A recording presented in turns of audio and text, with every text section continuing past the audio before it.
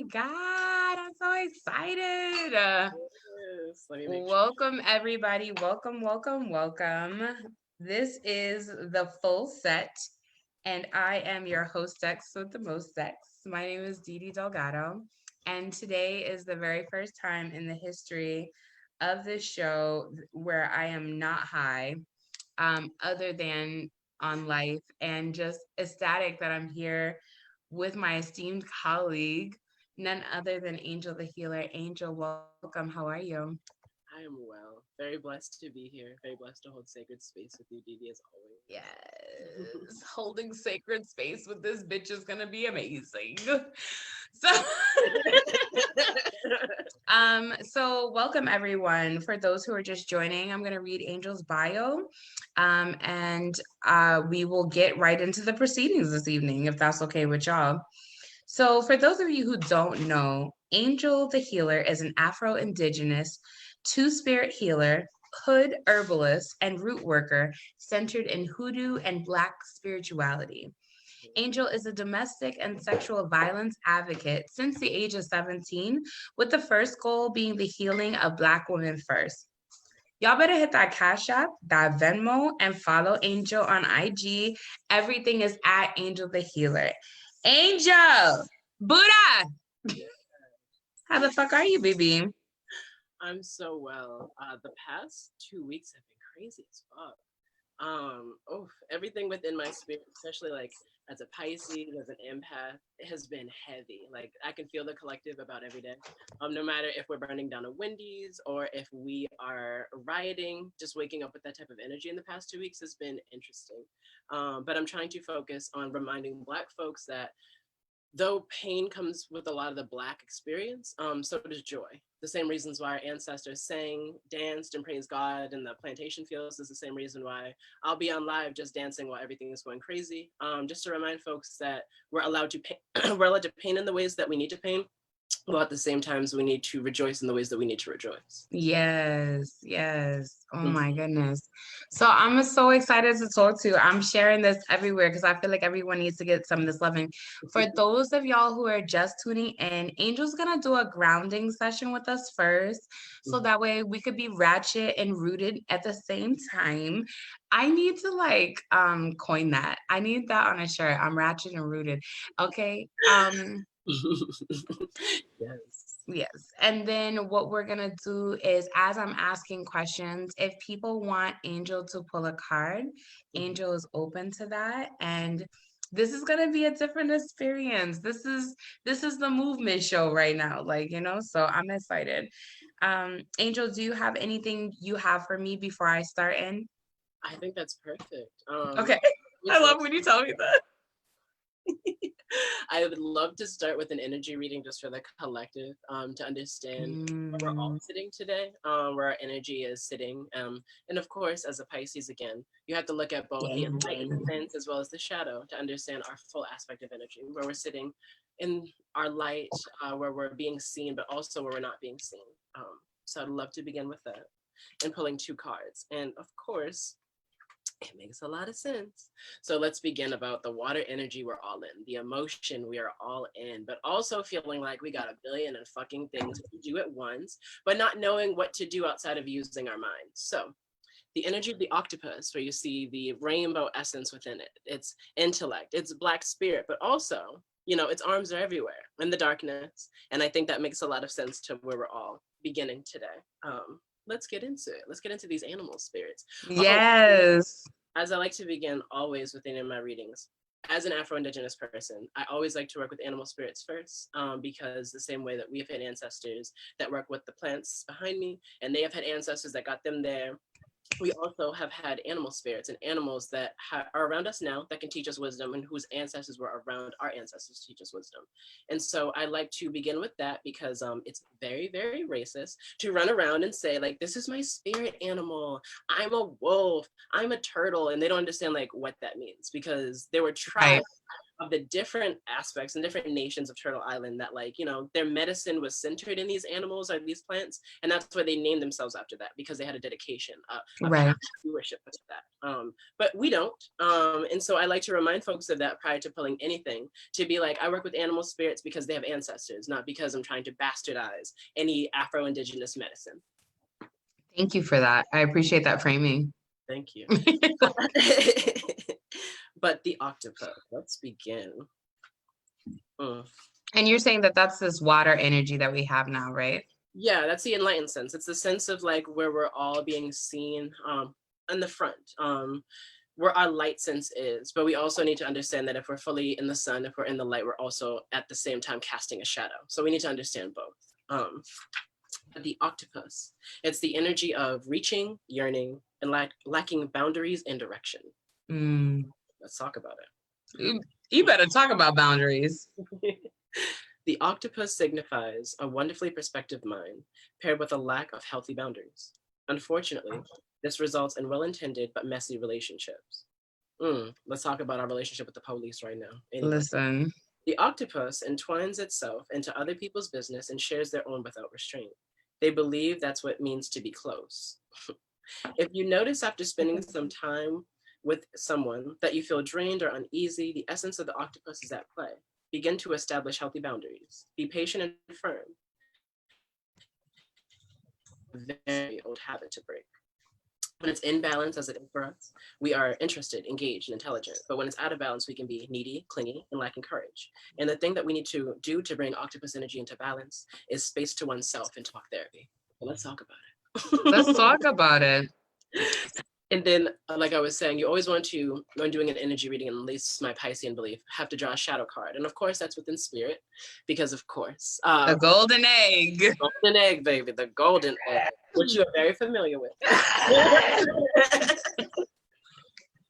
And again, that's a spirituality card. But it's important to say that in the shadow sense, because the spirituality aspect of this card deck, there's no imbalance or out of balance, and there's no way to bring it into balance. It's just understanding that it's connected to a particular chakra. Right. So the golden egg, the message at the center of the heart, the unstruck sound. Within the golden egg lives a precious sound. Deep within the sound resides a message.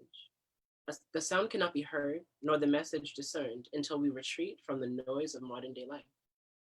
When the magical essence of the golden egg needs warmth, quiet, and the time to unfold, no rushing, pushing, or grasping, find a place of deep and restful ease, perhaps through yoga or meditation. If you do not have a meditation practice, take some time for introspection or contemplation. When the mind begins to settle and the breath is calm, ask the question that weighs heaviest on your heart, staying open to any response you hear. Engaging with the energy of the golden egg is an advanced practice. It requires becoming intimate with one's own very essence and comfortable with vulnerability. When a feeling of tenderness or gratitude arises from deep within you, know that you are well on your way. Your chest may swell like seeing an old friend that's been away for a very, very long time. Listen to the message they've been waiting to tell you. And this is the image in the book of us. And it's related to the fourth chakra. The subtle essence of the golden egg is nestled within the heart chakra as the fourth chakra. The chakra, known as Anahata, is the home of self or soul. By bringing the mind into the center, we discover a portal to the most intimate and luscious space. It is said that our inner guide sits there in deep meditation, waiting for us. Anahata translates to the unstruck sound. And I think it's important when we talk about the heart chakra in general, that we so often relate the heart to being deep as red and being related to red because of blood. And I'd like to remind folks that that is, again, one of the biggest misbeliefs of colonization. When white people arrived on Turtle Island and saw Black folks that they were bringing on a boat as dark as Black folks that were already here. And they said, all you deserve is pain. You know, your heart is related to your blood, and that's how we see you. But if we understood that the heart chakra is actually green, green as the plants behind me, the hibiscus plant and everything else, we understand that it is not our purpose within our heart to pain, it's in our purpose to heal. And that is our birthright. And so that's a wonderful way to begin today. You said that it is not in our purpose to pain, it is in our purpose to heal. And I feel like that's a whole mood right now. Thank you so much for that. Of course. So Adora is asking to if she can send me a PayPal to have a card pull. Yes, you can send it to me and then I will send it to Angel if that's okay with you. Okay. And so Adora is from Canada, dark skin, beautiful, tall as fuck Black woman. Wow. And can you pull a card for her? Please. Is she on the Facebook Live? Because I have Yes. 3 different decks.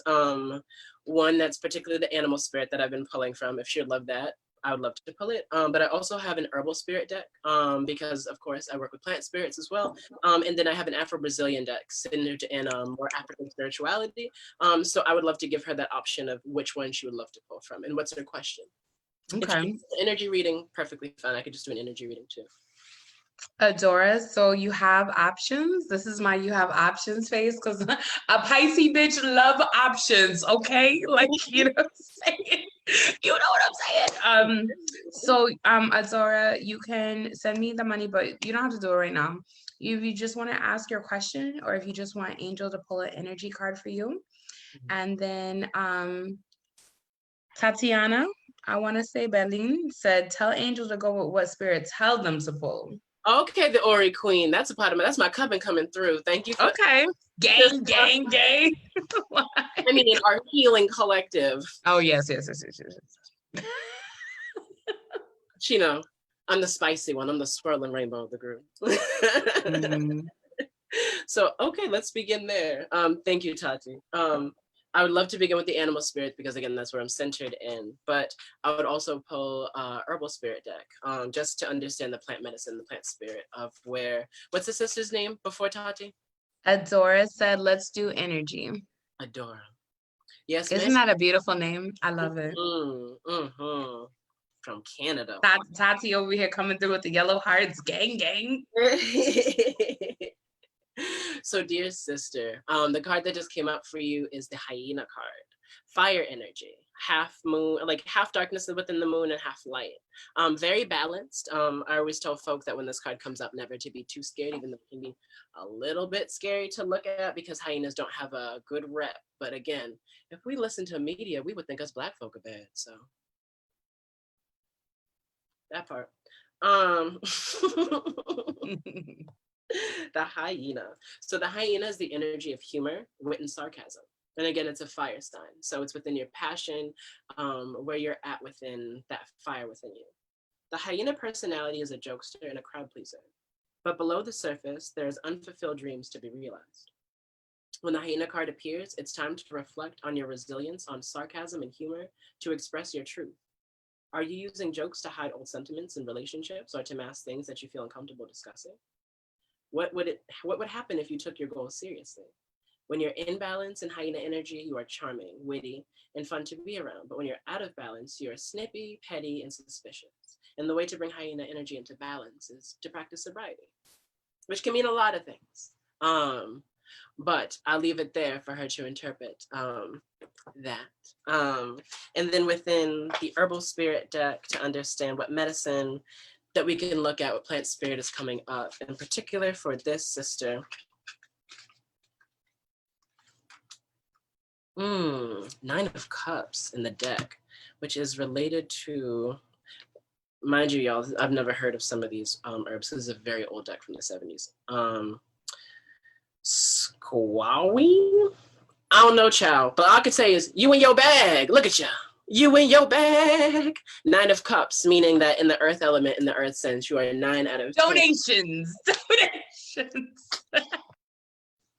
You were in your bag, child, and we appreciate it because any Black person winning is a Black person winning for all of us. But let's understand the energy a little bit more to understand why the hyena energy is coming up in particular for you.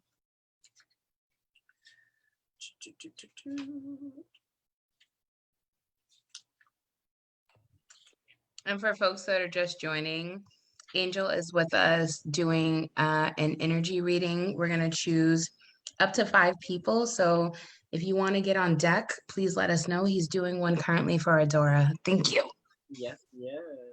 And she is getting the 9 of Pentacles again. right? Oh, Nine of Cups. Oh, my apologies, Nine of Cups. Oh, hold up. You're in your bag, but you're an emotional bag. Let's talk about it. Hold up. How you doing, sis? 9 out of 10 with cups. Cause I was looking at Earth because hold up, you see how? Hold on, girl. You got the you said, but you in your whole emotional bag. And now I'm just like, oh, because I'm like, this is a 9 of Pentacles. I'm just feeling that energy of the fact that like you're set, but you're also upset. And what the fuck does that mean? And that's fine, sis. But let's get to cups because I was like, that is not what I'm picking up.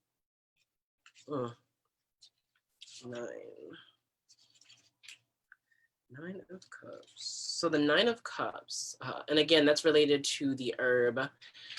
I'm pronouncing it. Squavine, and it is a female tonic.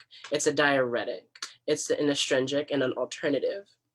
And it is used to treat most gynecological complaints, also infertility in women, and is taken along with raspberry leaf throughout pregnancy to prepare the womb for birth in other birthing things. I won't get too much into detail because I'm picking up a lot, but you understand. I just commented to her. I said, bitch. Right.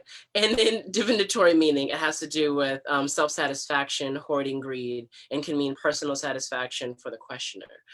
So if you're sitting within, again, being in your bag, but being in your emotions and sitting within yourself, you know, if you look at the woman spirit that's just sitting there and she's sitting with the nature, but she's also has all her emotions in the back, but she's sitting upright. If this is a time period for you to be focused on yourself, to put yourself first, your womb first, please do it. I'm very glad to be in space with you because if you weren't here at the beginning, I always put Black women first. I am a two-spirit person, but I recognize my privilege of being feminine divinity within a masculine body and what privilege that brings, and the fact that I do not have internal genitalia, and what it means to be born with a womb. So if you have not put your womb first, are you starting to stay within that energy? You are birthing your life. It can mean some fertility things like when in regards to your health, but also in regards to your dreams and your vision. So stick within that energy and birth and set place for everything that you deserve. Because I can feel the energy of the fact that either you in your bag, or you about to get to your bag, and your emotions are deep within it, but you're set. Just focus on that, sis.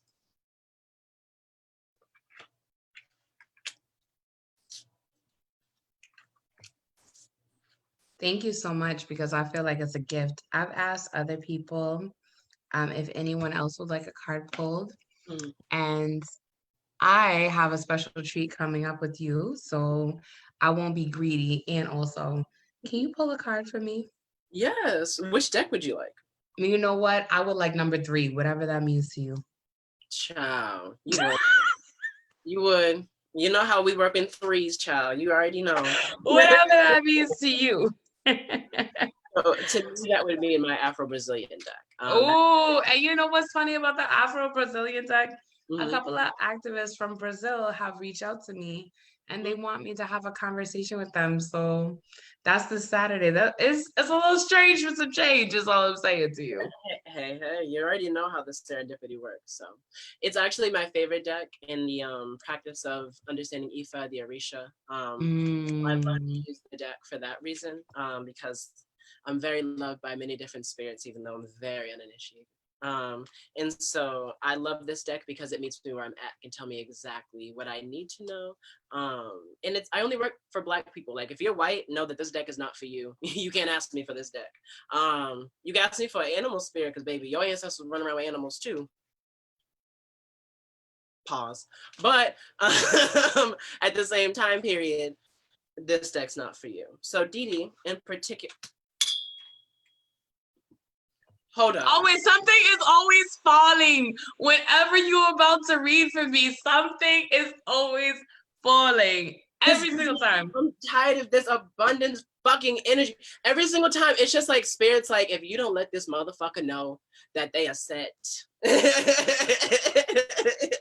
I'm like, if the Orisha pop out first, I'm gonna fucking shit myself on this Facebook Live. But to understand the energy that is sitting within you, the great mama, divine femininity herself, Ochun, is sitting with you. And you know, all of what that means in the sense of your abundance, your beauty, your grace, but also Wow. your vanity. And when you come in where you will not be disrespected, because if you do and these niggas don't understand your worth, I will sit on the moon and powder myself into all you motherfuckers are dying. And God themselves have to call me down to water you motherfuckers again.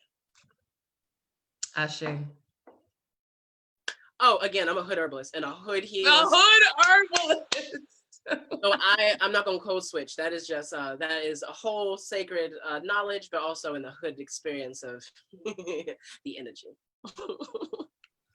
I thank you for that because I already knew, like, I'm not really here for me. I'm here for the people. So, Cord Sharif just joined. Cord, would you like a card pull for you? Because Cord was like, "Ooh, child, the ghetto, the ghetto, the ghetto," but it's all accurate, you know. And this is something I really value about you as a human, that your inability, and I say inability because I know you choose to like not do it. Your inability to like code switch, you're just like, you're like, nah, I'm here, like however you show up, I'm gonna meet you there. And it's very hard to find healers like that because everyone's like, oh, love and light, Sib, like, you know what I'm saying, like this, that, and the third, you know. And it's always like sis, sis, sis, sis, sis, which is fine, but we need to just expand. Like if we say we're looking for freedom in these different avenues, like I want us to explore our spirituality. And so, you know, while people are loving and engaging, and for those who are just joining or those who are a little wary about, you know, because this happened the other day, you know, I've been doing readings for the past 6 months, but I don't charge people for it because it's my gift to the community. And so like, if people are just joining and they don't know, like, oh, you know, they're colonized. And I'm not saying it in a bad way because I was colonized and I'm still unpacking a lot of colonization. Yeah. All my ancestors got some religious background. My great grandfather was the last dean of the Lane Seminary School. So I mean, you know what I'm saying? So how would you, Angel, explain to people like that this is not demonic, that this is something that white people assign to like separate ourselves from our true knowledge? Right. Let's begin with that. Let's. Because I always love to debunk that, because as much as I could code switch if I wanted to, as an alumni of the MECO program when they decided to bust us niggas out there, I can roll with the bestest and the whitest of them all. And my vocabulary is very, very vast if I want it to be. But I choose not to because I sent to Black folk. If I wanted to appease to white people, I would use their language the most, but understand that this English is a curse. So let's begin there. Because I don't have the language, I don't have the name of the ancestors, I don't have the full truth, because when they came after us as Afro-Indigenous people, which I will always go to first, no matter what you identify as, Jamaican, from Georgia, you Afro-Indigenous, no matter where you come from, because you Black and you Indigenous. And so when they decided to come here and they decided to practice dehumanization in the first time in the sense of sociology, they had to erase everything that makes you human. One of those things is the ability to heal and understand yourself. And so the first peoples that they came after were Two-Spirit, queer, so let's talk about it, folk that were healers in the community, the people whom were, their entire life aspect is to make sure that the community is doing well, holding the divinity between both the masculine divinity and feminine divinity, to know that this, in the same aspect that God is neither male or female, we can show up and be there. For folks to understand that, listen, you can try to waste your entire life being a Christian, waiting for your abundance in heaven once you fucking die. But I have recognized and understood that we can have it right now. Yes. But when God put it in the Bible and said that we are in reflection of them, they meant a lot of shit. And that's understanding our power. So it's not demonic. These are things that our ancestors have practiced for eons that we were told was demonic because our liberation was there. Because what? We wouldn't have no Black Lives Matter if it wasn't for that voodoo festival in Haiti, baby. You better talk about it. No, seriously, talk about it. please. We have to, because people, that's the aspect of Black liberation that folk don't want to talk about. And that's why folks are so, to this day, scared of Haitians. And so, and it's because, listen, a Black person that understands their power is a very, very, very dangerous person on earth, especially when it comes to supremacy. Baby. And that's just, that's what it was, because at the end of the day, how Haitians did it, and they were the first people in colonization, neo-colonization, to be like, no, was the fact that they picked up a sword and they said, listen, to God be the glory. Let me read Psalm 23 real quick for these niggas and chop off their head after, because I'm gonna pray about it and ask for forgiveness later. Just like on that first episode of Flavor of Love. Remember when that girl, I think her name was Sapphire, and she had to whoop that. You're speaking my love language, because I just invoked this bitch yesterday. I was telling the girl, I was like, remember when Sapphire was like the lip chap? I swear to God, on everything I love, I was talking about Flavor of Love yesterday. Shut the front door. You better go ahead. I'm telling you, child, and that's just how my ancestors work. I'm gonna pray for you. Listen, God will direct me to whoop your ass if you come at me wrong, child. But that is the duality of Black folk. We are, listen, it ain't all love and light. Shout out to Erykah Badu. It ain't all love and light. Just because it might be some incinerated panties turned into incense, is all I'm saying. Trust me, like, we have had to be so docile as Black people for so long, just to be like, listen, I'm MLK, please don't shoot me, and we still get shot. So what's the point of code switching? It's 2020. I work within my ancestry, as always, and my great-grandfather, my great-grandmother's father, who I spent every day with until I was 15, and she passed away, because I lived with both of my great-grandmothers, time with them until one passed away when I was 15, the other one passed away when I was 18, going to college. And I had to understand the lessons behind that. And one of those things that I had to sit there with is knowing that I work and move within the ancestry of my great-grandfather that hung from a willow tree. And I have to sit there and know that my not code switching, my healing, all of this is for those spirits before they were saying Black Lives Matter, before we were allowed to go in the street and weren't all lynched for doing so. And the fact that the Ku Klux Klan can't hold us down now. And so I want to invite all people, no matter what your faith is. I know that this can be very different for a lot of folk, but again, this is spirituality, not religion, because religion is problematic as fuck. You better tell the people. So guess what? Mm-hmm. So we have some people who would like you to read cards. I'm so excited. There is a woman. She is my community auntie. Her name is Irvine. She's amazing. Yo, okay, so I did ask Irvine if she had a question, but I think that since I haven't heard from her yet, she said she would love a card pull. Maybe you could do an energy and just lead where spirit tells you. I think that would be great. Absolutely, absolutely. So she definitely needs 2 cards in the sense of her energy. I feel like she needs to understand both her enlightened and shadow sense, because I can feel her energy just from your description of her. Oh, okay. She's a whole queen. Oh, message. All right. Earth element. I always love to give a backstory prior to pulling this card because it only comes out for certain folk. And this is the element of being so within the earth that you are both blind and deaf within it. You are just so entrenched within being an earthly spirit, being of this earth, that it is you. You are it. Its card is so sacred that in ancient Kemet or in ancient Egypt, Cleopatra declared and outlawed that if you were to kill this animal, you yourself would be beheaded. So it is one of those reasons to understand how sacred it is. The Nile River wouldn't even be the Nile River. And the fact that we still learn in this colonized sense of education that the Nile River was so lush. But they never say exactly why. They just say that it was da-da-da-da-da. And they don't give reverence to the fact that sometimes the people that do the most, that give the most back to the community and are so ingrained in it, are the folk that you never see. The underappreciated ones that don't get their light because they hold light within it. They don't have to show it to say that. So you're sitting within the earth element. You're sitting within earthworm energy. Very, very sacred card. Just want to sit there and let you see how you hold the rainbow. You hold God's work, God's energy within you, every aspect of it. Very, very important to me. So much so, and I know how godly you are in that aspect because you're a shadow card within the fire sense, because you're a little bit fiery right now. But it's within another very, very similar creature, the cobra.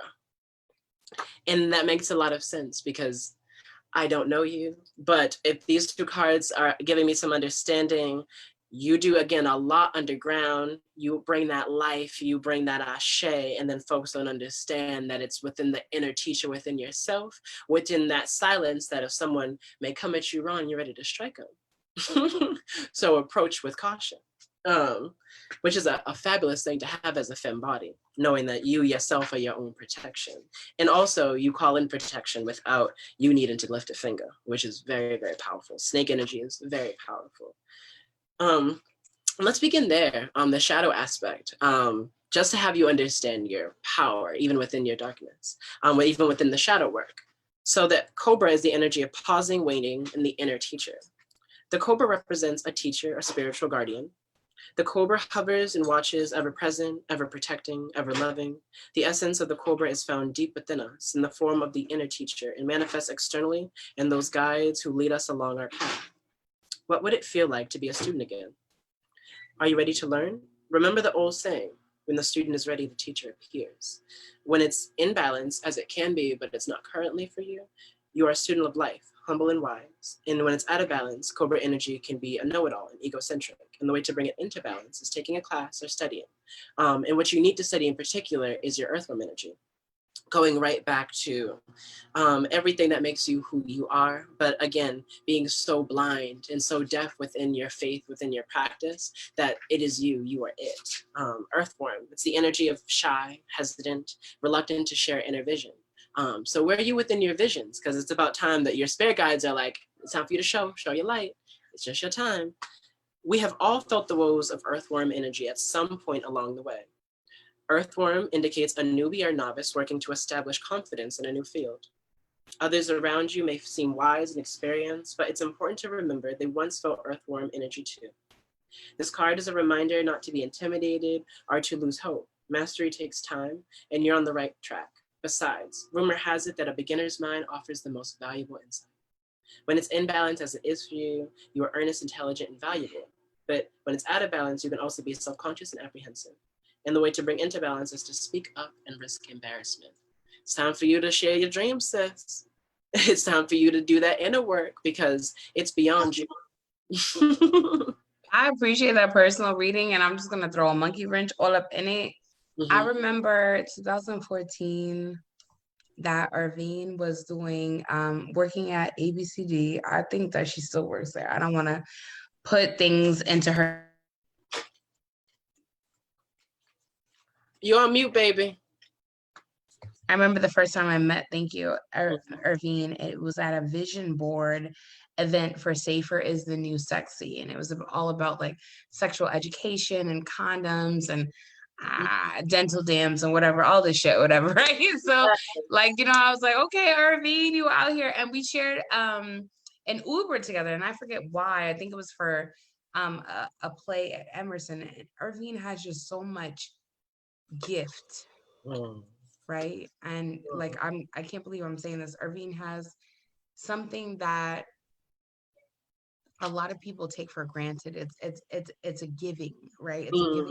It's a giving and nurturing spirit that Irvine has. And I really hope that she values herself in order to take this time to turn inwards, right? And just like, I don't know if she's commenting or what, but I just feel like she deserves all the things, you know, because she's a beacon and a stalwart for so many. And I really hope that people can, not just herself, but people from the community that she's provided support for, can then return the favor in that way. So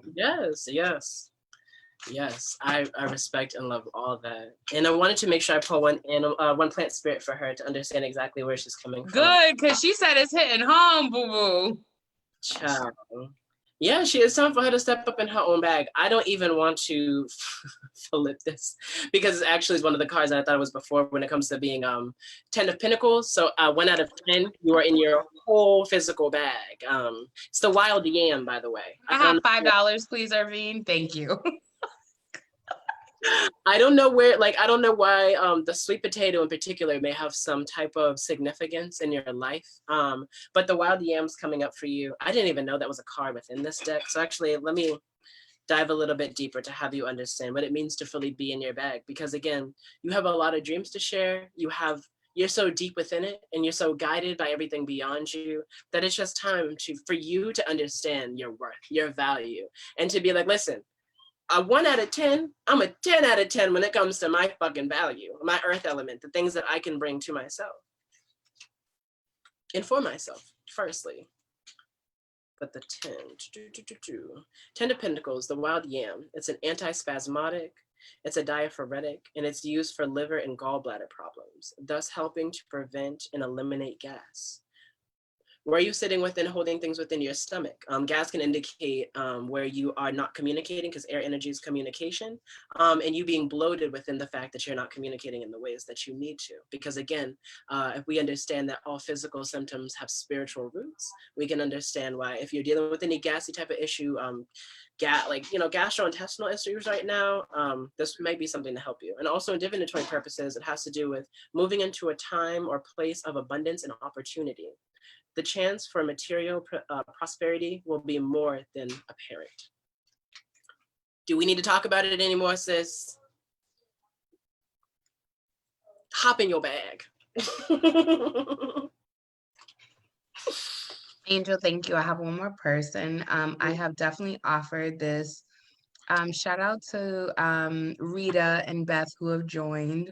That makes me so happy because they are individuals. When you talk about Turtle Island, they are individuals that helped me fundraise so that I could get to an event at Turtle Island. And it's just, the whole thing is very meta, very full circle. Sib, I appreciate you so much. Irvine said, oh my goodness, you have read me to death. I love it. Kiara Hereford said, quote, oh, Angel said, all physical symptoms have spiritual roots. Bitch, you better. I mean, you know what I'm saying? Like, and I appreciate like that we not shifting gears for white gaze. We talking to each other like we loving on one another. There's one more person, and we do have room for one more reading after this one. Yeah. So Cord Sharif says, Didi Delgado. I feel personally attacked because of what is about to follow, okay? It says, healing is difficult and finding true love seems impossible. Community care feeds the soul, but is there an actual breaking point? And Cord would like for you to draw a card for them.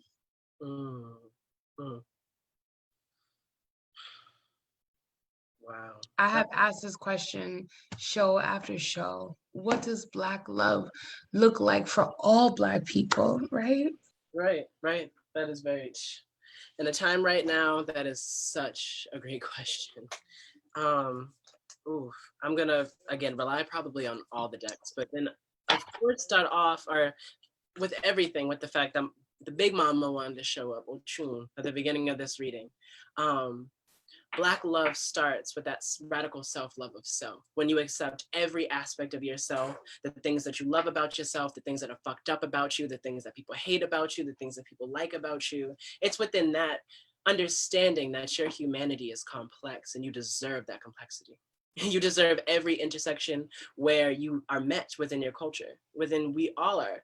And so I would love to begin there just saying that, it begins with that. It begins with the healing of our feminine divinity first, because we can't have love without women. We can't have love without femininity. And so a lot of the work that I do is to break, eliminate, and destroy the patriarchy, because it has no point, it has no value, and it's an outdated system.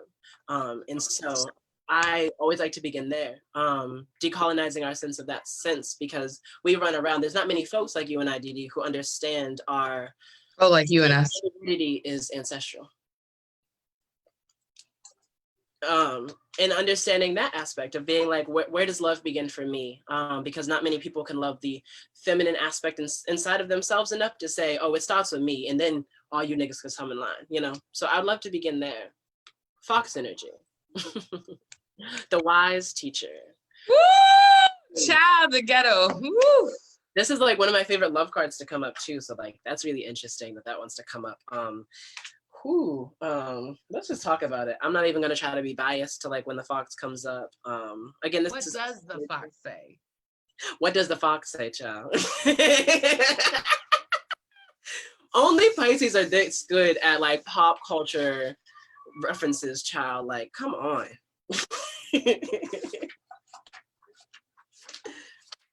So the fox, that is the energy of smart, strong partner or mate, and the wise teacher. A fox is an enchanting creature with plenty of mystique to go around. Fox personalities are skillful in business, but also make great teachers. They are quick to learn and adapt well to new situations. Foxes are ideal life partners as they commit to relationships for the long term, and their natural charisma keeps things exciting. Fox energy helps us stay true to the most dear to us. When this card appears, reconnect to those you love. Foxes don't do well when they slip away. When it's in balance as it is for you, you are magical, you're an ingenious teacher, and you're monogamous. But when it's out of balance, you can be sneaky and unsure of your identity. And the way to bring Fox energy into balance is partnership and connection. So reminder that like, you will be in your best loving relationships. You will be your best sexual partner for other folk when you start to be your best sexual partner for yourself, the best lover for yourself. And beginning there, because how are you ever supposed to love someone as hard as you want to? How are you supposed to be the best sexual partner as you want to be for someone else if you can't be that for yourself first? And I wanted to make sure that I pull a plant spirit for them too, to understand like why that very deep love energy is for them. I know the word monogamous was used, but I just wanted to state that like monogamy is not for everybody. Partnership is deep, and we don't necessarily have to be in monogamous relationships. Thank you for saying that monogamy isn't for everyone, because I was like, oh shit, is this my problem? I have to be monogamous in order to be loved correctly, because I'm out here being ethically polyamorous and niggas is still being niggas, okay? Exactly. And that's what it comes down to, because at the end of the day, if you can be so true with yourself, and again, that love that you say that you deserve first, and then call it in reflection of that, then it's never a problem. Because again, the monogamy is with yourself and your own sense of heart and where your heart's coming through at all times. So much so that the 7 of Pentacles, 7 out of 10, you are in your bag in relation to love. This pink energy, I don't know if there's a love, like you have some love in your life where you're trying to build connection or are in connection with, because it's kind of high up there, and it has to do with the rhubarb plant, the rhubarb root in particular. If Julie Canasson is watching, I have already asked her to make me a rhubarb tart for my wedding July 11th. So if she could get that together, it would just be an affirmation of Cord Charisse reading. Yes. And rhubarb, it's a laxative, it's an astringent, and the root is used to promote bowel movement, relieve blood in the stool, and aid in digestion. And for divinatory purposes, it has to do with hard work ahead, need to till the soil to make room for new growth. So you're clearly in your whole heart right now. If you're either in love with someone, falling in love with someone, building relationship, make sure that you are always, before you set any new seeds, tilling the land. You always have to sow the land before you set the seed. And just remember that. And going into any partnership, any love aspect, before you open your heart again, that you do everything for yourself first and water yourself first. We have one last person. Mm-hmm. This is amazing. I really didn't think it was going to go this way, but everyone is so moved, including myself, because I love you so much. I really do. You teach me so much about myself. Mm. And then you'd be like, Sib, but you out here with me. And I'm like, you know what I'm saying? Like, and I just appreciate it. And so I would like to offer up that Kiera Hereford, I hope I say your name right. Come on, Sib. Was asking if they could get a card read, that they will send a donation to me. I already sent you Adora's 50. And the question is, I'm open to how spirit moves. This reading is already feeding my soul. So if you could pull a card for Kiera, that would be amazing. Can I just confirm, because Spirit wants me to pull out the Afro-Brazilian deck, but this is a Afro-Indigenous Black identified person, correct? Oh, absolutely. This bitch is melanated, beautiful. Okay. Lips is popping. That's I'm why not trying to hit on you, but I'm saying your shoulder game is on point, Sib. That's all. That's all I'm saying. Child, okay, I just wanted to make sure because her ancestors are very loud. Let's begin. Yes. Buoyant person. And again, when I sit there and like I need a card pull, I would immediately go to like the animal spirit first. But if I immediately am drawn to like the Afro-Brazilian deck again, I'm like, oh, your ancestor ain't fucking around. There's a message for you. So let's begin. And read me their question one more time as I'm shuffling the card and putting the energy in. Sorry, I just told Tatiana that they are gonna make me cry.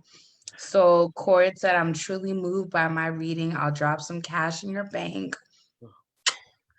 Kiera said, I am open to how spirit moves. This reading is already feeding my soul. So they didn't have a specific question, even though I feel like Angel. I already know this bitch. She do have a question. She's just afraid to ask it because she don't want to know the answer. That's all I gotta say. Who am I though? I'm not a media. Ciao. Okay, let's talk about it. Let's talk about it real quick. I just pulled 9 cards. I'm gonna just stop there because it's a hell of a message.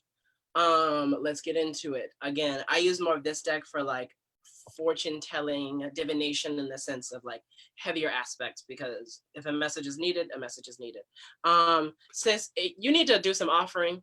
Your ancestors about tied, your spirits about tied. They're like, listen, pick a knife, any knife, who you want, what you want. It's time for you just to get to the plate and do what you got to do. Because again, offering is always important in our type of Afro-Indigenous spirituality, because we understand that sacrifice is everything in life, and you must take sacrifice to get to it. You are very imbalanced. You are very, very imbalanced, and you're coming without the question because you already understand your ashe.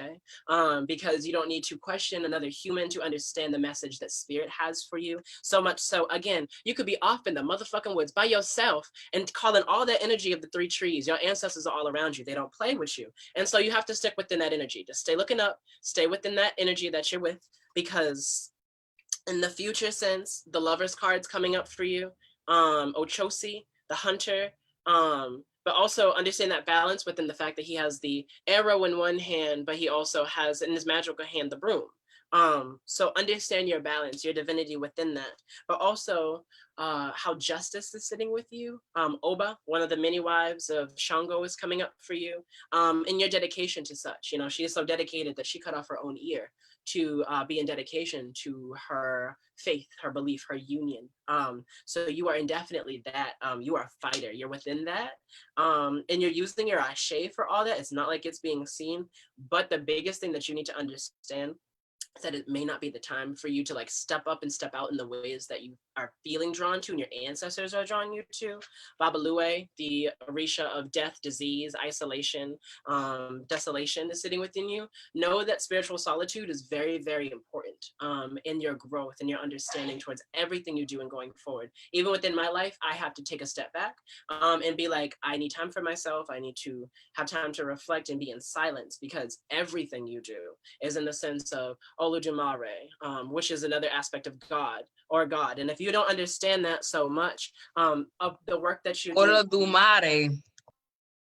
and if you don't understand how godly you are, Oshumare also wanted to pop up and understand you are working within that full aspect of bringing life to these motherfuckers and understanding your power within that and the fact that you are just doing God's work in everything that you do.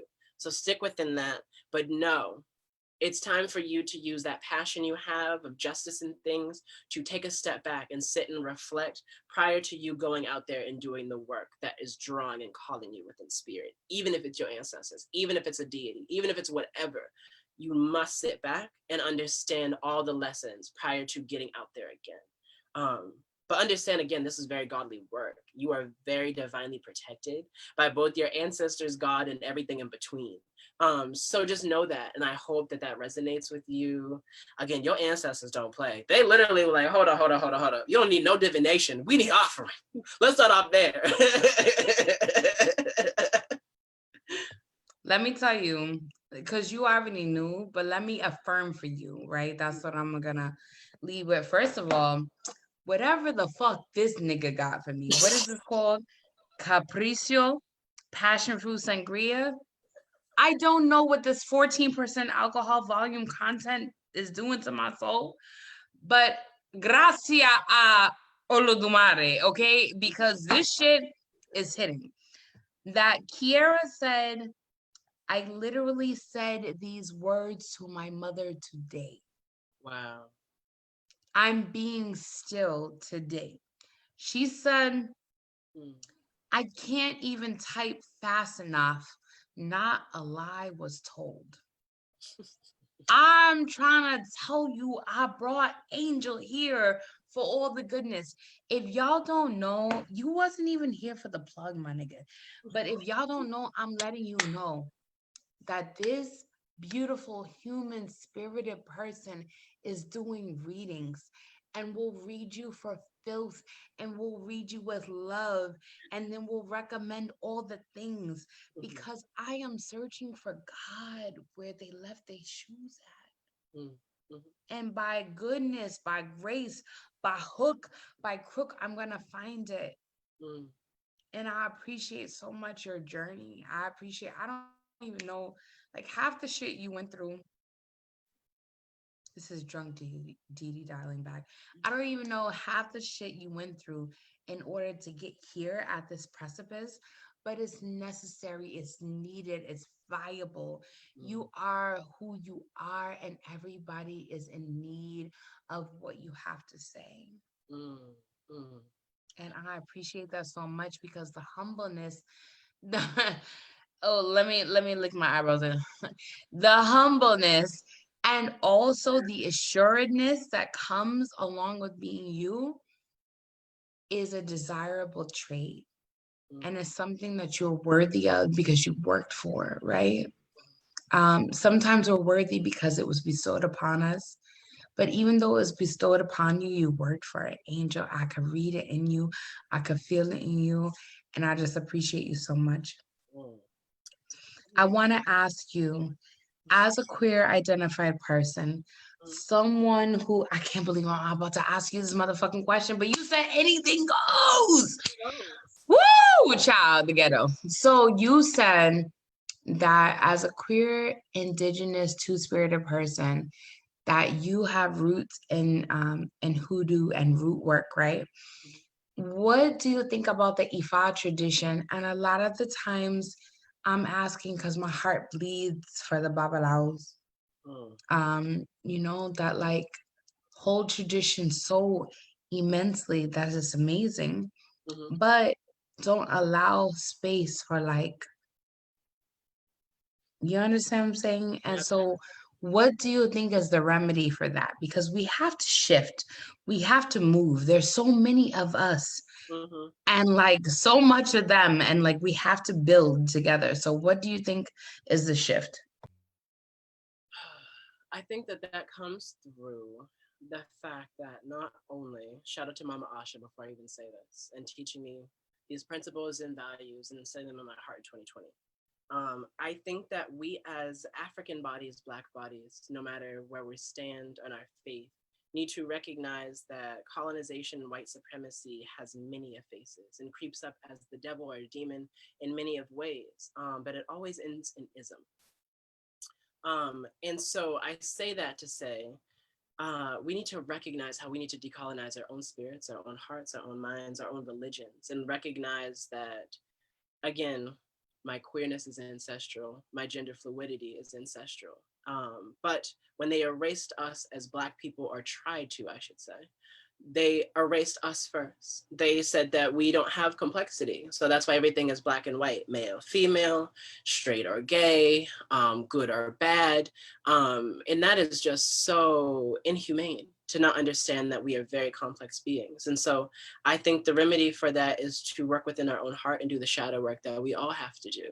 Because at least in my experience, within many of the fact that I will be very apparent to folk, I've had more experience with straight men than I have had with queer identified men.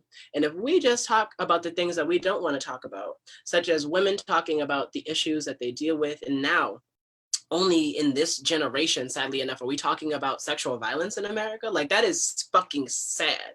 But we understand that once we are able to come through and show up in the ways that makes us complex and recognize that we don't have to see things as black and white, everything's on a spectrum, and everyone deserves space and value. And no matter what movement it is or what time it is, there's always a queer Black person leading the way, no matter what the fuck is going on. And so if we as Black people can just learn to embrace that, hold all of ourselves and embrace all of ourselves and start with our community, I think that that's what we have to do. When it comes to these Babalaos and their traditions, it's crazy because these are the first folk to be like, fuck Christianity. I'm not anything Christian. I'm not anything Abrahamic. But then the Abrahamic beliefs will hop through real quick. Right. So I think that, again, when it comes to that, it's recognizing that that's why I centered myself in Hoodoo first. Not only because of my ancestry being completely from Georgia outside of myself. Why Hoodoo first? Explain. Because Hoodoo, being the first, baby, you better talk about it. Being the first Afro-Indigenous spirituality and religion created in quote unquote America, in the sense of North America, Candomblé in South America, is the essence of how Africanisms and the little bits of what we can hold on to have survived in tandem with indigenous beliefs and the things that we were taught when they were also enslaved when we were brought here as Africans. And so the combination of two is understanding that medicine will always move forward. We can be able to sit and be ourselves and understand what we have to do, what we need to do, while at the same time moving and saying, listen, it's not 1820 no more, it's not 1920 anymore, it's 2020. And Hoodoo 200 years ago is not Hoodoo today. There weren't candles, there wasn't the internet, there wasn't the accessibility. Child, if this was about 100 years ago, I'd still be lynched. Child, they still want to lynch me now. Let's talk about it. But they can't, because accountability. But at the same time period, that's why I sit within Hoodoo. Will never be stagnant. It's not like your practice of Hoodoo and my practice of Hoodoo got to be the exact same. It's just recognizing that, listen, my Ashe is different than your Ashe. We can have some of the similar beliefs, but this is what you were taught by your elders. This is what I was taught by my elders. Maybe we have some similarities and can learn from each other because that's the oral tradition of African folks of this land. But at the same time, and even indigenous people of this land, was all oral communication. But we're able to come through in the ways that it is. Like the way I'm going to do a type of oil when it comes to like an abundance or money oil, maybe different than another person, but that's the Ashe behind it because you're working with the person, you're working with their healing modality, and you get to sit and be acknowledged in all aspects that you are. Hoodoo doesn't say that I'm wrong in anything that I do, no matter if I got a hex a bitch or bless a bitch. Yes. Listen. You hear me? Listen, let me tell you something. I'm gonna be honest. So I have a lot of spiritual friends, right? Mm-hmm. And I reached out to this woman because I have a healthy fear of her. She's like a parent to me. Like, you know what I'm saying? Like, and I was like, listen, I need a protection business. I'm not gonna go into it, but I need that. Yes. And I was like, even after all of I'm explaining to you, I don't want any bad juju, because at the end of the day, I feel like everything is justified or unjustified. Like, you know what I'm saying? And at the end of the day, I just want to protect myself from all this bullshit. And she was very amicable. And like, that's what I love about Hoodoo women. And that's what I love about Hoodoo root workers in general. Because it's like, okay, we're going to work with where you at. Like, you know what I'm saying? Right. And it's all about where it's at. It is culturally competent services, trauma. Why Hoodoo? All this. Why Hoodoo? Because that's everything I know. My entire family is from Pelham, Georgia, Mitchell County, baby. And if you don't know what that is, it's about 4 hours south of Atlanta and closer to Tallahassee, Florida than anything else. And that's just like my entire Ashe. My grandmother came at the very tail end of the Great Migration in the late 70s or mid 70s, I would say. I don't have any more to drink. Boston. And so everyone that I grew up with had an accent, were very, very country, and instilled all the aspects of how they were raised and their culture within me. And so my entire life was hoodoo before I knew what hoodoo was, because again, our ancestors didn't put words to it, which can be really confusing to Black folks that are from the South, because they're like, listen, my ancestors weren't witches, they were the most Christian folk, and they da, da, da. And I'm like, hold on, was your grandmama laying hands? Could she go in the backyard and be able to Was she speaking in tongues? Was she claiming the blood of Jesus? Was she talking about the sacrifice? Y'all bitches better not get me fucking started up in this bitch today, okay? Now they will call this shit demonic, but I'll go to Morningside Baptist on Blue Hill Ave right now, and by the time that drum starts up, there's gonna be one motherfucker that jump up. I can't wait to see you. Oh my god. And like that's the aspect of hoodoo, because we don't see it as that. I never went to church and thought like, oh, it's kind of strange that they're catching spirits and running around the church and falling out and speaking in tongues. But that's what it is. Like, you know, I was raised, even to date, if there's a thunderstorm to pass by, my mother has not lived in Pelham, Georgia since she's been about, what, I think 12 of age.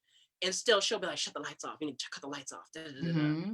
And it reminds me back to what my great grandmother did when I would go visit her in Pelham, Georgia, and thunderstorms would ride by, and she was like, cut the lights off, baby, God's speaking. And I'm like, I didn't know what the hell she was talking about, but I would sit there and listen. And every single time to date, I still have to cut off all the lights and sit and listen and watch the thunder and understand the message behind it. What do you think that is? Like the difference, I'm gonna ask you a question I never really asked anybody before, but like it's coming to me, right?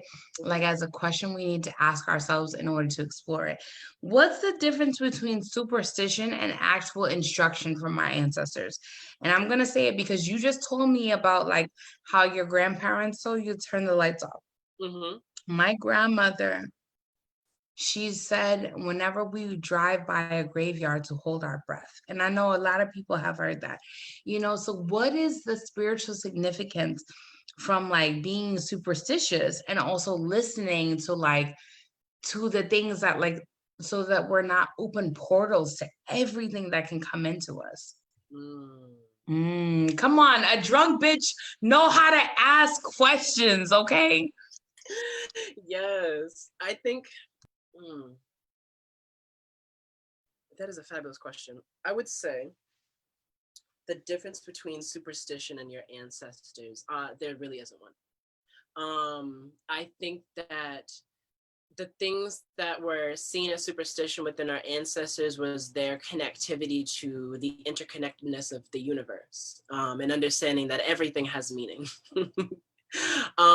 But also being weary of that. I love the fact that your grandmother said hold your breath when you pass by a graveyard, because again, it's understanding that just because someone's dead doesn't mean that their spirits can't affect you. So be mindful of how you speak, and what you attract when you're near things like that. The graveyard's a very powerful place, but also can be a very dangerous place.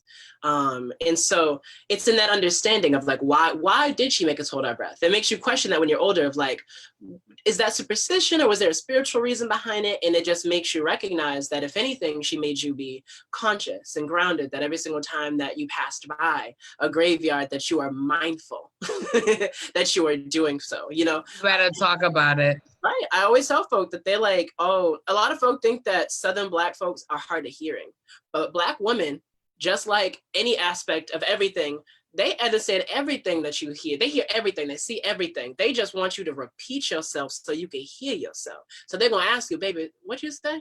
Say that again. Repeat yourself. Just to make sure that you can hear yourself. And that's like the ashe of the older elders and how they taught us, because they gave us more direction than they give answers. And I think that's just how our ancestry works, because again, they knew. My great grandmother, before she passed away in 2012, let me know that like the world that I lived in and the world that you lived in is very different. I remember seeing the first car in town, which is the first car we'd ever seen in the county in Georgia. And now it's 2012 and you're telling me cars can drive by themselves? She was like, listen, I seen the rise of Hitler and Obama in the same lifetime. You're gonna see some shit in your lifetime. Thank you so much for that. Wow, there's a whole Black man in my bed. I can't wait to get to that. So, same. I know you have your partner too, or whatever. I fluctuate, but I'm trying to be stable in my fluctuation. So we'll see what happens. Yeah. I have a question for you. There is a Black femme, a Black lesbian. Her name is Grace. And she also would like for you to pull a card I think that Grace is dealing with some issues is all I'll say. And I would like for you to pull a card based on energy, because to me, I know Grace, I've known them since 2014, and I think that they might need this word from you. And I know that it's a lot to pull all these different types of energies, but I also feel like that's the weirdness with the gift, right? Like, I hate to say it like that. It's the weirdness with the gift. It's holding sacred space for those who need it most. And I'm always going to go by your direction, as always, because you are a healer in your own right and do your shit in your own right. Oh, wow. Yeah. Oh, I wonder if they were here earlier. The same card came up. But within the enlightened sense of your energy, you're sitting within the spirituality card. So you're sitting within your spirit, but in particular, the dragon. Which is interesting. You can look at it as the sense of the evil eye. If you know a little bit about like mythology, the dragon, the modern day snake is the current baby of the dragon. Like dragons were snake's ancestors. And so to understand that ashe around what you are sitting with makes a lot of sense. But it's all about understanding yourself and having that eye again within the rainbow. I'm very glad to know that you're queer, because whenever queer symbology comes up, I like to remind folks that. How did you know she was gay? I love it. Again, that it's that Oshimare. It's just like, listen, the rainbow spirit is gonna make sure that I take care of my babies first. But it's the energy of seeing one's most true self and balancing the ego. The dragon sees everything. Its essence has been with us since before our first breath and will be there at our last. It watches us navigate the external world as well as our inner world. When dragon energy is awakened, we are courageous, visionary, and can easily drop into witness consciousness. It is almost as if we are traveling with a great friend inside of ourselves. When we look into the mirror, deep into our eyes, we may even see the glimpse of self behind the self, the one who is watching us. This is the power of the dragon breathing transformative fire into every cell in our bodies. Witnessing this omnipotent energy, even for a brief moment, helps us surrender and let go. We let the dragon guide us and hop on its back for a ride. And as we transverse even the most difficult terrain, the dragon's eye sees beauty everywhere.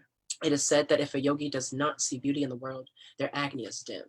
Agni is described as inner fire or sacred intelligence.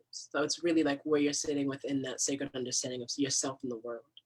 Even just the mention of the dragon, let just even the mention of the dragon stir the embers of intelligence within you. And this is the card says. So understanding that light is within you, that fire is within you, but also to know that it has to do with the third chakra. The subtle energy of the dragon lives at the navel chakra in the Manipura chakra. Manipura translates to the city of hidden gems, and behind its gates burns the fire of our transformation and digestion. The sages believe the health of this fire at the navel center is what governs our ability to see clearly in both inner and outer dimensions. And in the shadow sense of where you're coming up at, this card came up a little bit earlier for a different sister, but the energy of the hyena, fire energy, your passion, your fire is where you're sitting at in the shadow, and maybe what you need to work on. And I hope reading this again, the fact that this animal spirit wanted to come up, so it may be coming up for a lot of folks beyond these two folks. So if the hyena energy is sitting within anybody else, please pay attention to this message. But this is your shadow energy, sis. And it's the energy of humor, wit, and sarcasm. The hyena personality is a jokester and a crowd pleaser, but below the surface, there are unfulfilled dreams to be realized. When the hyena card appears, it's time to reflect on your reliance on sarcasm and humor to express your truth. Are you using jokes to hide old sentiments in relationships or to mask the things that you feel uncomfortable discussing? What would happen if you took your goals seriously?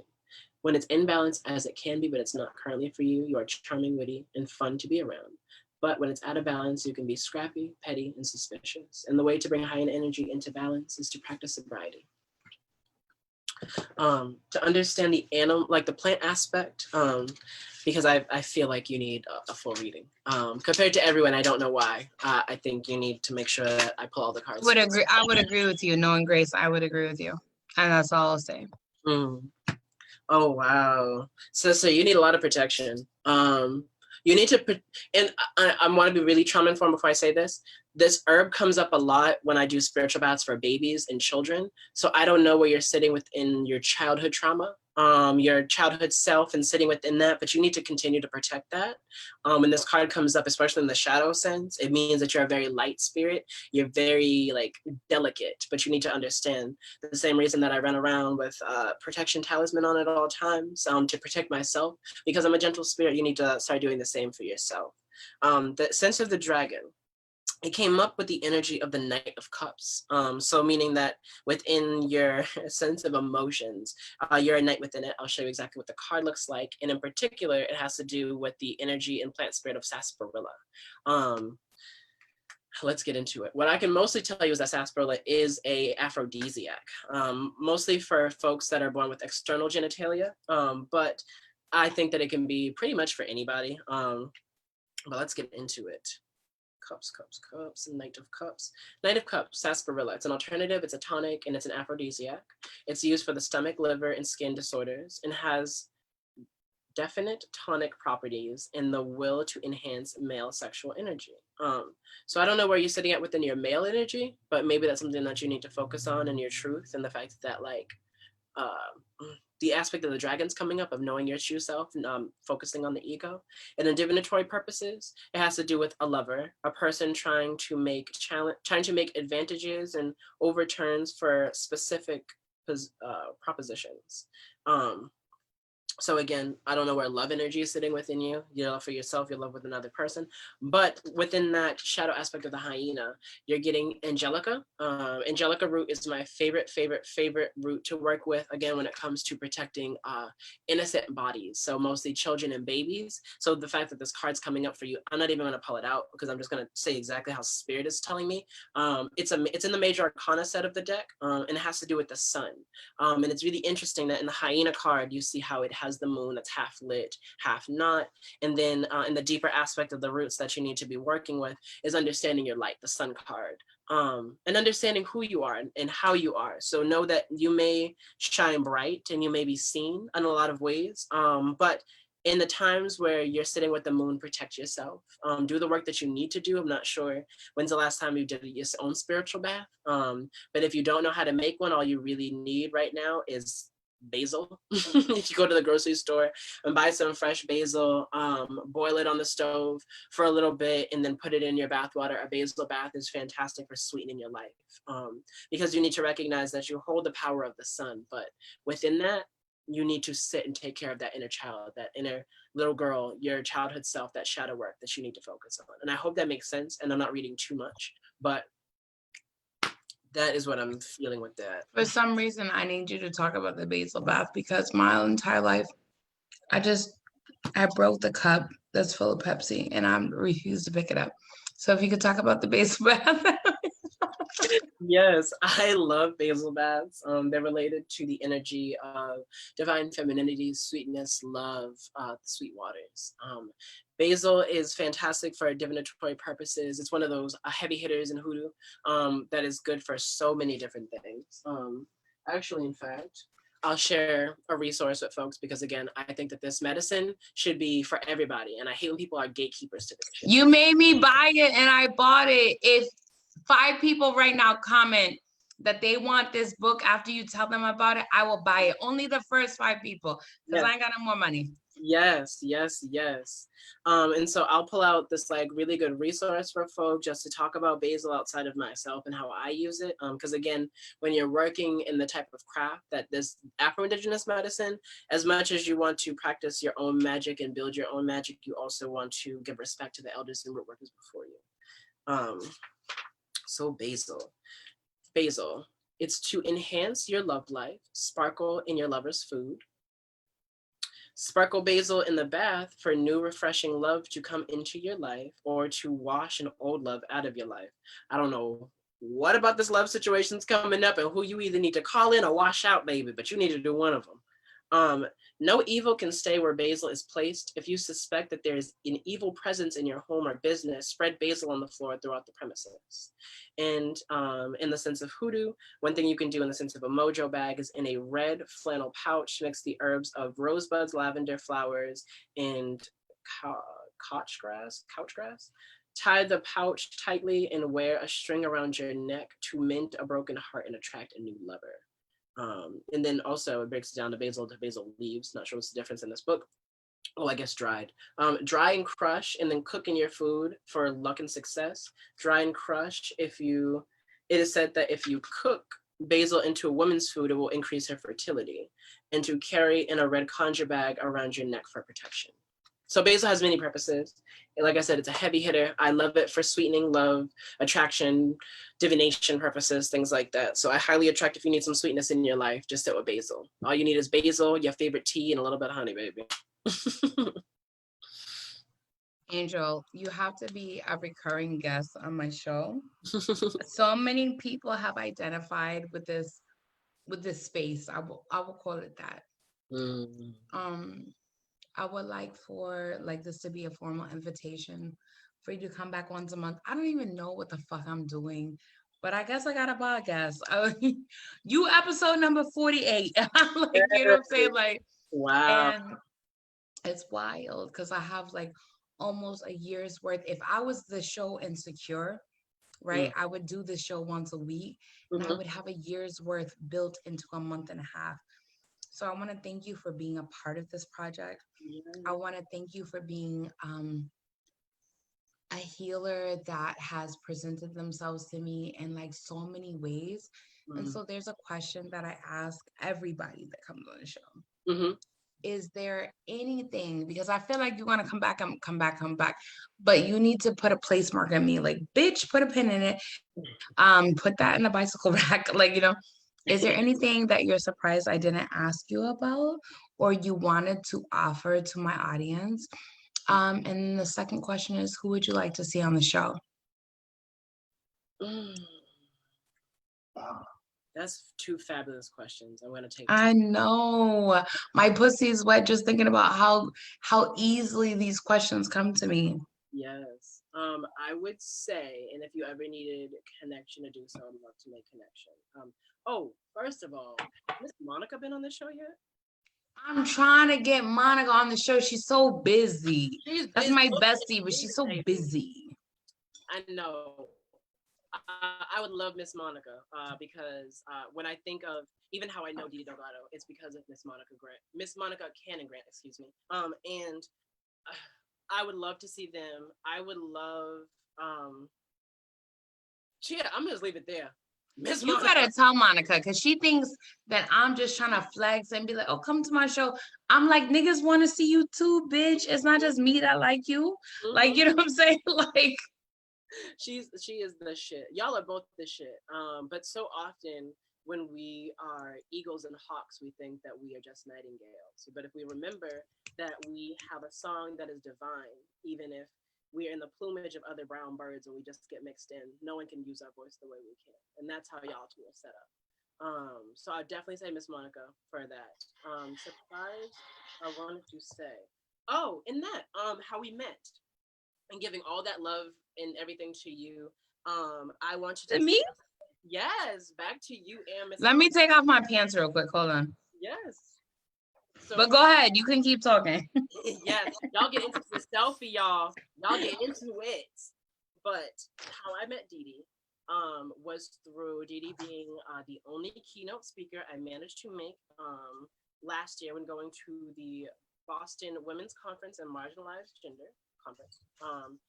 And I went because I wanted to meet Miss Didi for the first time, as well as the fact that Monica is the shit. And I was like, hold up, there's a Black Women's Conference and they're allowing marginalized genders in there? I can show up as my full self and not be questioned? Beautiful. So I went there. I was super late because I was in a different program trying to learn and get in contact with the Boston spiritual community. So I was super late, but still came, set up sacred space and helped out the spiritual person that I was with at the time. And then Didi talked and was the one keynote speaker. I forget exactly what was the name of the keynote. But it was in regards to just being in a room full of Black women and Black marginalized genders talking about their experiences with suicide ideation, depression and anxiety in the most unfiltered, not code switching of ways. And it was such a pivotal moment for me as a root worker, who's someone that, I've been working with trauma since I've been 17. I'm now 26. So to understand that, like, it's something that I've been doing for a very long time, but I've never seen the forefront like that. Because I got to meet Faya right before you, Faya Angela. Come on, Fire Angela. Yes, and I was I like, said we gotta bring her here, Mo. She yes, was like, okay. She's like, whatever you say, D. I was like, we gotta bring this bitch from fucking Detroit here. We have to bring her. yes, she is the shit. I just met her. We were talking and just seeing reflection in each other, and she's just like, "You're just young and doing it." And I'm just like, "Thank you." Like, I'm not even doing anything right now. And we were loving each other, and then you went up there and you just like spoke your shit, and I have never talked about like that aspect of like being a survivor in different ways, a survivor of domestic violence, but a survivor of multiple suicide attempts. And what does that mean? To show up and fully acknowledge my pain, to fully stand in the light and acknowledge my darkness, and to like talk to other Black folks about the resiliency that we have used to all be there together that day was so pivotal to me even being here today and me doing the work that is this. Because of 9 to 5, I work for a homeless agency, and that is just my 9 to 5. But I'm glad that I am now centered in making sure that from 4 on, I'm focused on the healing of Black people first, Black women first, with the X, of course. And I wouldn't be doing that without meeting Didi Delgado last year, receiving all that love, being able to sit and understand sacred space beyond what people say is sacred space, and just understanding that our healing is divine. We are powerful. We all have stories to tell. And yeah, that's it. So I just wanted to make sure that I gave you all that love back, because I appreciate you so much. You have been such a powerhouse in my life even before we were friends.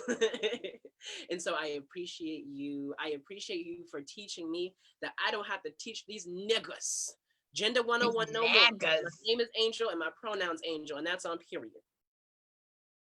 It's very interesting you said that, because the day I wasn't gonna say nothing about this, but you brought it up. The day that you made your declaration about what your name is and what you would like to be called and how you do not want to be addressed anymore.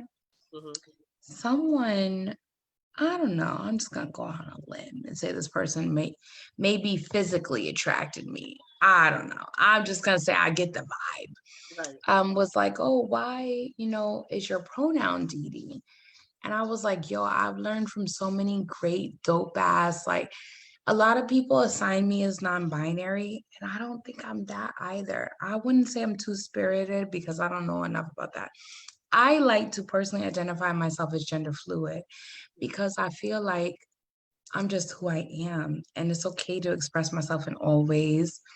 And so like when you said that, I felt proud. I felt like not proud, like, oh yeah, I did that, but I mean like proud that I live my life in such a way that somebody else would be like, oh yeah, I want to live like that too. Like I want to experience that freedom too. And so for me, like, you don't know how much you touched me that day. And a lot of times about my like gender and about my identity, I have to keep that shit close to my heart because the way I present, and I don't want to take up too much space, right? But I know who I am. Like, I know when it's nails on a chalkboard for someone to be like, she 47 times in a fucking conversation. I'm like, who the fuck is she? My name is Dee Dee. Like, you know what I'm saying? Like, and also too, I make space because a lot of times I be in conversation with Black folks, right? And so if they have not explored their own gender identity or like been like, am I what I was really assigned as? It's a tough conversation to have. Mm-hmm. Somebody, it's interesting you started this in the very beginning of your program. Somebody who I love and respect, I came up underneath her. was like, oh, the whole all Black Lives Matter thing really irks my soul. And I was like, I see it as a highlight, right? I said, I don't see it as a separation. I said, if someone is both Black and trans, if someone is Black and two-spirit or gender binary, I'm sorry, gender fluid, I was like, it's literally like saying to the predominant factor of what Black Lives Matter look like, right? Mm-hmm. That even saying Black Lives Matter, you get straight Black men who be like, and queer women are co-opting. No, let's get it right, boo-boo. It is queer women who created the term. It is queer women and trans folk and gender non-binary folk who are out here in these streets advocating for your fucking Black life to matter. Then when you turn around and you make homophobic slurs, and when you be like he, she, and this and the third, it is a problem. And so we have to remind you that all Black lives matter, not just your dick and your Black life. Right. You understand what I'm saying? Yeah. Don't get me emotional on the show today.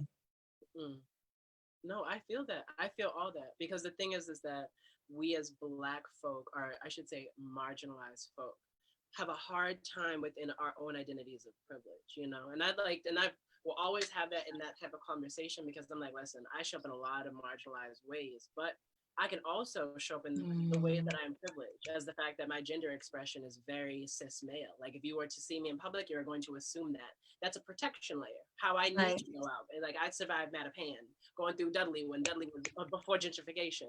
And so it's a little bit different. And I understand that. But we all as people need to understand where we show up within our privileges, and recognize that, so we can all be accounted for. At the end of the day, I can't say that my life as an Afro-Indigenous two-spirit person is more endangered than a trans Black woman. And that's just on period, because they walk out and are already in danger of being killed, and they know that. And I can't say that that's a fear of mine, and I had to be really straight up with that. You know, I don't have a fear of walking out and being killed, even as a Black man. And I have to understand that that is a privilege to walk around and not do that. And it took for me to be in, like, you know, my sexual violence classes in college, and being sitting with femme folk that are like, you know, even though I'm very femme by nature, I don't have to walk around with keys in my hands at night because I'm scared that someone's going to attack me.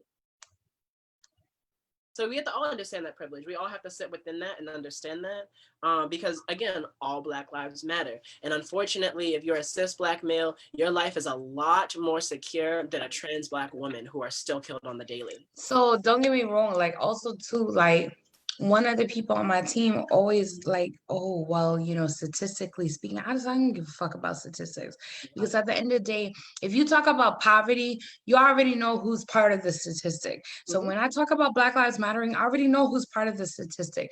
But what needs to be highlighted is the fact that Black women matter, Black children matter, Black trans women matter, Black trans men matter, Black gender non-binary folks matter. Like, and then like people are like, oh, but you splitting into gender is not a civil rights issue.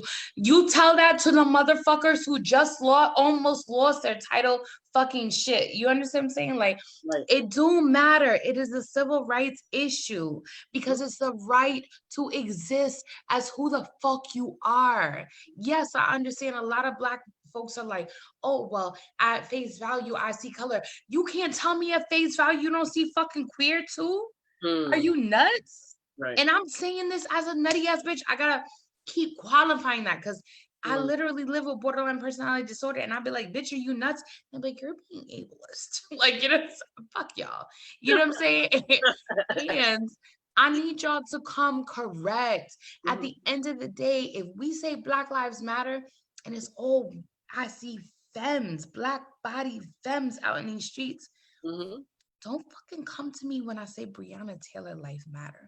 Don't fucking come to me when I say Tony Day life matter. Don't fucking come to me when I say Nina Pop life matters. Are you kidding me? Shout out to Toyin. Are you kidding me? Are you kidding me? Our lives do matter as well. And because it's obscured, because it's not reported, because it's decay like domestic violence, like don't get me fucking started about what Black life matters and what doesn't. Oh, disproportionately Black men. Okay, yeah. And I'm sorry. And also disproportionately Black men are abusing Black women, Black trans women. Don't get me fucking started. Y'all have to realize that all Black life matters. And until you fight for the most marginalized of us all, if I could put qualifiers, like if it's a Black, fat, disabled, ratchet bitch with no arms, like I don't know, like you know what I'm saying, that was queer, like y'all have to fight for that bitch as much as you want to fight for the bitch you want to fuck. You understand what I'm saying? Like, do not get me started while I'm eating my cheeses today. I hope that you have an amazing afternoon. I gotta go get my pussy ate. Girls, same with the B. That part. Sorry, we some Pisces for everyone that don't know. We can get real nasty real quick. But thank you so much for everything, Didi. I tried to warn you that you're drinking el agua de diablo. You did say that when I said this nigga bought me this business right here. You was like, that's the devil's business. That's the devil's. You did say that. I'll allow it. I'll allow it. I'll allow it. On Beyonce's bandwidth, I'll allow it. Yes. Angel, I love you, and I can't wait to see you on Wednesday. Yes, I cannot wait to see you too, Didi. I love you so much. Thank you for allowing me to hold sacred space and holding sacred space with me tonight. Y'all, this has been another amazing episode. I can't believe I'm sober enough to say this. This has been an amazing episode of The Full Set. Episode grinding and grounding and shit. I hope that y'all have a good night, and I love y'all so much. Peace. Bye, everybody.